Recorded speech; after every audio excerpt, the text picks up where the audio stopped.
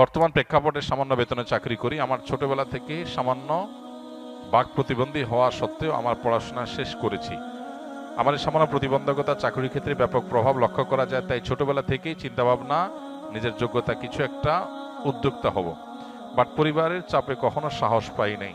পরিবারের কোনোভাবেই নিজে কিছু একটা করব মেনে নেয় না। তারা চায় আমি যেন সবসময় চাকরি করি, বলে সামান্য বা কম বেতনে হলেও 15 দিনে চাকরি করো। কিন্তু বর্তমান প্রেক্ষাপটে আমার প্রতিবন্ধকতা থাকা সত্ত্বেও সামান্য বেতনে বউ বাচ্চা নিয়ে সংসার চলে না। মূল প্রশ্নটা কি?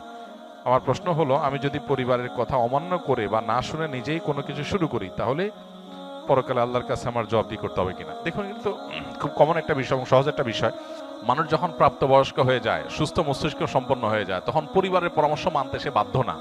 তবে যদি তার নিজের বিবেক বিবেচনার চাইতে পরামর্শ যারা দিচ্ছে তাদের বিবেক বিবেচনা বেশি গুরুত্বপূর্ণ মনে হয়, ভালো মনে হয়, ডিপ মনে হয় এবং সবাই পরামর্শ দেয়, তাহলে সেটাকে আমলে নেওয়া উচিত। মুসলমান পরামর্শকে গুরুত্ব দেওয়া উচিত, কিন্তু সে বাধ্য না। প্রাপ্তবয়স্ক মানুষ সে কি ব্যবসা করবে না চাকরি করবে তার ব্যাপার। তবে হ্যাঁ, আবেগের কারণে আমি ভুল ডিসিশন নিতে পারি, সেক্ষেত্রে যে বিষয়ে কাজ করব সে বিষয়ে অভিজ্ঞদের সাথে পরামর্শ করে ডিসিশন নেব।